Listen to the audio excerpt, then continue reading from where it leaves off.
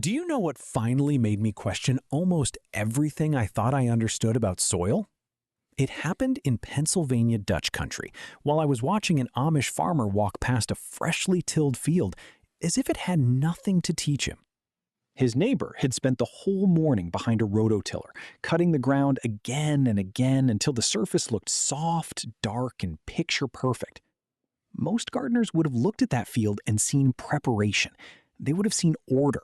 They would have seen the beginning of a good season. But the Amish farmer saw something different. He walked to his own garden, where the soil had not been turned at all. There was no freshly churned earth, no engine noise, no smell of gasoline, no neat illusion of a clean beginning. Instead, the ground was covered with a thick layer of decomposing straw. It looked quiet, almost too quiet. And yet, underneath that straw, something far more important was happening. That moment stayed with me. It made me start asking questions I had never thought to ask before. Why were some of the healthiest gardens I had ever seen never tilled? Why were these farmers avoiding the very thing I had been taught was necessary every spring? And why did their soil seem to improve year after year, while mine always seemed to need rescuing? For more than 20 years, I tilled my garden every single spring. That was simply what you did. My father did it, his father did it. You fired up the machine, turned everything under, and walked away feeling productive. The garden looked clean, the soil looked loose, and it felt like the season had officially begun. But over time, after watching Amish families in Pennsylvania and Ohio care for their gardens, I began to understand something uncomfortable. I had been solving one problem while quietly creating several others. The Amish approach is not about rejecting experience. It is about seeing the soil differently. In communities around Lancaster County and Holmes County, many farmers avoid rototilling because of a principle that runs through so much of their way of life: stewardship. The land is not treated as something to dominate. It is something to care for, something to protect, something to pass on stronger than it was received. That may sound philosophical, but it leads to a very practical conclusion. If soil is alive, and it absolutely is, then tearing it apart every spring is not preparation. It is disturbance. Modern soil science now supports what these communities learned through generations of close observation. Soil is not dead dirt. It is a living system filled with fungi, bacteria, earthworms, microscopic organisms, and delicate mycorrhizal threads that connect plant roots beneath the surface. When a rototiller tears through that world, it shreds fungal networks, collapses worm tunnels, breaks apart soil structure, and brings thousands of dormant weed seeds up into the light. That freshly tilled bed may look clean for a little while, but in reality, it has just become a weed factory waiting for the right moment to explode. So what do Amish gardeners do instead? The first method is deep mulching. And this does not mean scattering a thin handful of straw around a few tomato plants and calling it finished. This means covering the soil with a serious, intentional layer of organic material that protects, feeds, and improves the ground without turning it over. In early spring, after the soil has warmed and is no longer cold and soggy to the touch, they lay down organic mulch, 4 to 6 inches deep across the garden beds. Straw is one of the most common choices, but shredded leaves, aged wood chips, or a mixture of materials can also work well. The important thing is thickness. The layer must be deep enough to block sunlight from reaching the soil surface. That one detail changes everything. When sunlight cannot reach the soil, weed seeds struggle to germinate. At the same time, the mulch holds moisture in the ground, which means less watering. Most importantly, it decomposes slowly from the bottom upward, feeding the soil life that actually builds fertility. Earthworms pull bits of organic matter down into the ground. Fungi spread through the soil and bind particles together into stable aggregates. Those aggregates are what allow healthy soil to hold air and water at the same time. In other words, deep mulch does what a rototiller only pretends to do. It improves the soil without destroying the living architecture underneath. During the first season, you may still see some weeds pushing through, especially if your garden has been tilled for years and has a large bank of weed seeds waiting below the surface. Do not panic. Pull what appears, then add another inch of mulch. By the second season, the difference can be dramatic. Many gardeners go from spending hours weeding every week to only a small amount of maintenance. The second tool in this system is the broad fork, one of the most underrated tools in gardening. A broad fork is beautifully simple. It has two handles and long steel tines, usually about 12 to 14 inches long, spaced across a bar roughly 18 to 20 inches wide. You step on the crossbar to push the tines into the soil, then rock the handles back toward yourself. That is all. No fuel, no engine, no noise. Just leverage and patience. The broad fork loosens the soil without flipping it upside down. That difference matters. The biologically active top layer stays on top. The deeper layers stay where they belong. You open air channels and relieve compaction, but you do not destroy the structure that worms, roots, fungi, and microorganisms spent the previous season building. The best times to use a broad fork are early spring before planting and again in fall after beds have been cleared. You work your way down the bed, placing the tines every 6 to 8 inches. A 4 by 8 foot raised bed can be loosened in about 10 minutes. The change is easy to notice. Water soaks in instead of pooling on the surface. Roots reach deeper. Worms move into the loosened channels and help keep them open. The soil becomes darker, softer, and more alive. Healthy soil has a certain feel. If you squeeze a handful, it should hold together in a loose ball, then crumble apart when touched. That is not the texture of dead, pulverized dirt. That is structure. That is life. For heavy clay soil, the broad fork is especially useful. Clay compacts easily, and tilling clay when it is even slightly too wet can create hardpan layers that roots cannot penetrate. The broad fork avoids that problem because it opens the ground without smearing, flipping, or destroying the layers. The third part of the Amish-inspired approach is surprisingly simple. They feed the soil from the top down. Instead of tilling compost or amendments into the ground, they spread finished compost on the surface and let nature do the mixing. Once or twice a year, often in early spring and again in mid-fall, they apply 1 to 2 inches of finished compost across the garden beds. It can go directly on the soil or over an existing mulch layer. Then they leave it alone. At first, this feels wrong. Many of us were taught that amendments must be mixed deep into the root zone to be useful, but nature does not work that way. Rain and irrigation carry dissolved nutrients downward.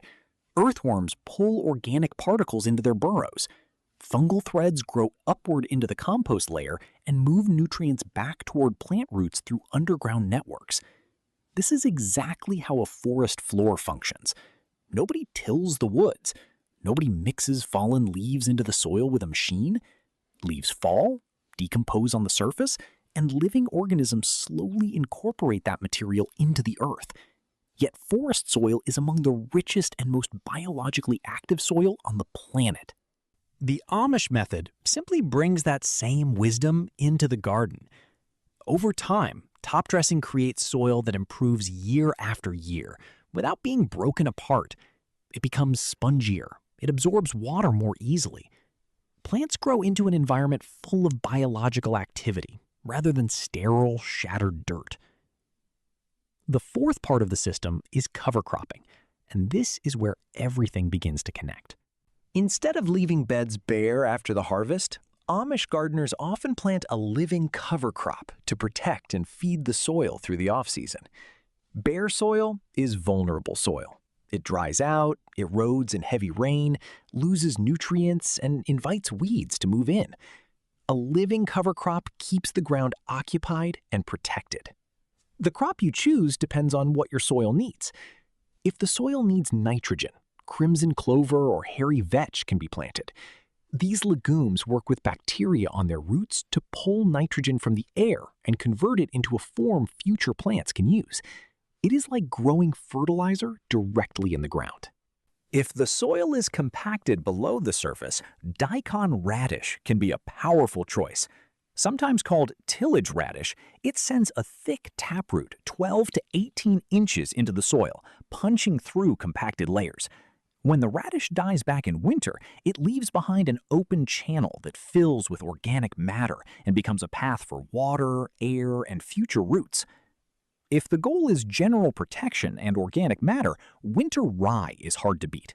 It grows quickly, forms a dense root system, and produces a large amount of biomass that can be cut down in spring and used as mulch that can be cut down in spring and used as mulch. Timing matters.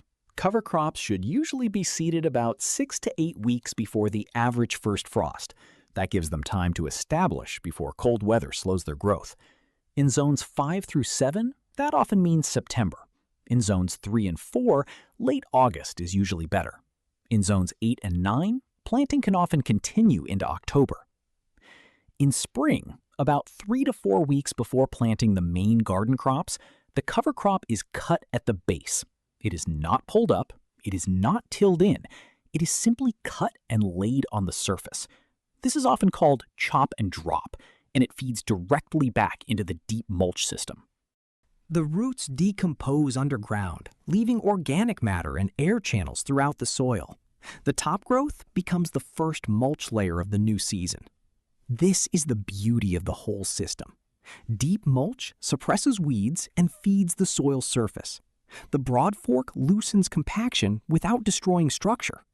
Compost top dressing adds nutrients that soil life carries downward. Cover crops protect the beds through the off-season and build fertility from the roots upward. Each part supports the others. Nothing works alone. Everything works together. That is what happens when a community refines a method on the same land across generations. The result is not a trick. It is a system. This approach also reveals some common mistakes in conventional gardening. The first is tilling to control weeds. It works for a very short time. The soil looks clean, maybe for a couple of weeks. But the tiller has brought buried weed seeds up into the light, exactly where they want to be. Deep mulch handles weeds differently. It smothers them instead of stirring them into a new cycle. The second mistake is tilling to loosen compacted soil. At first, tilled soil feels soft, but because the natural structure has been destroyed, it often recompacts faster than undisturbed soil. Fungal networks, worm channels, and organic binding materials are the real foundation of lasting soil structure. The broad fork loosens the soil while allowing that structure to rebuild stronger each season. The third mistake is tilling in compost. It feels thorough, but it can dilute valuable compost through soil layers where feeder roots may not even reach. It also damages the fungi that would have helped transport nutrients to the plants.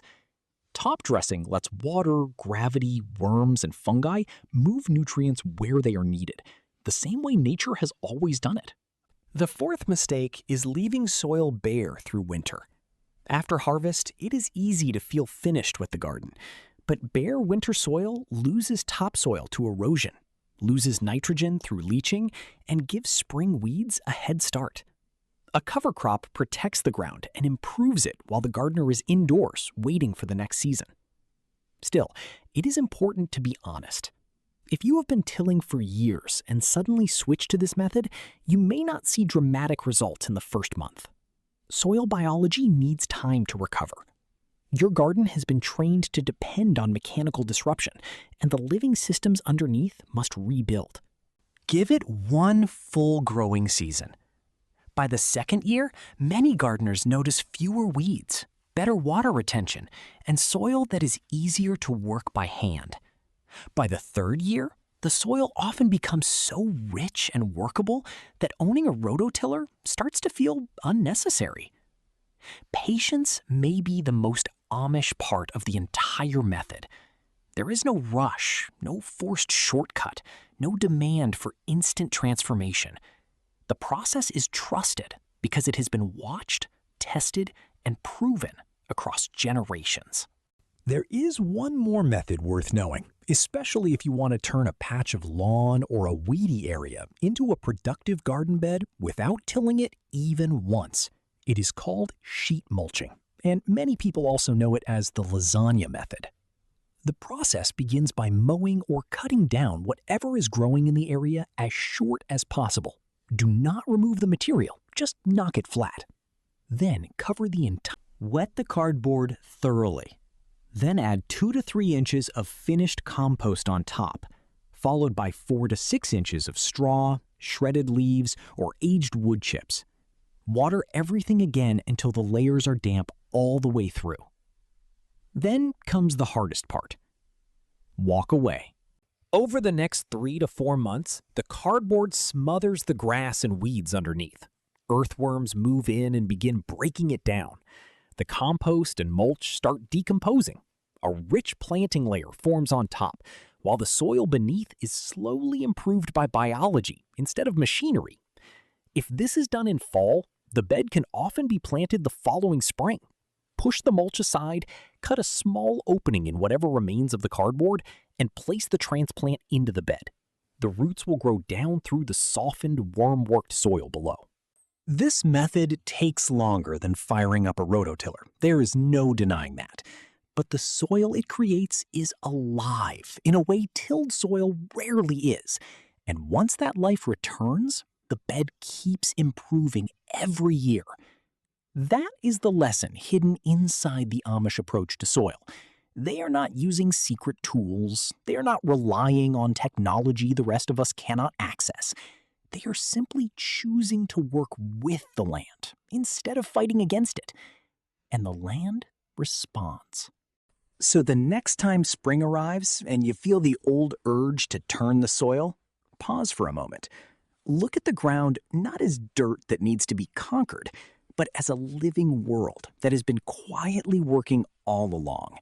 Feed it from above, protect it, loosen it gently, keep roots in it whenever you can. You may discover, as I did, that the best way to build better soil is not by doing more to it. Sometimes the secret is learning when to stop tearing it apart.